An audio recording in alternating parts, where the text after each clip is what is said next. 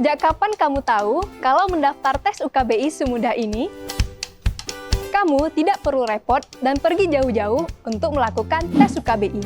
Cukup mengikuti beberapa langkah ini saja ya.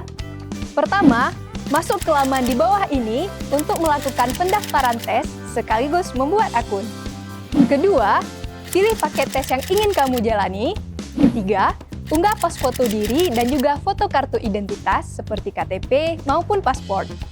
Keempat, isi data diri sesuai dengan kolom yang diminta. Kelima, pilih lokasi tes sesuai yang kamu inginkan. Keenam, pilih jenis pembayaran dan jadwal tes seperti yang telah ditentukan oleh lembaga UKBI. Ketujuh, cantumkan alamat email dan password untuk akun tesmu. Jangan lupa mengecek kembali seluruh data yang sudah kamu isi sebelum menyelesaikannya ya. Jadi kamu tesnya kapan? Yuk ikutan bareng!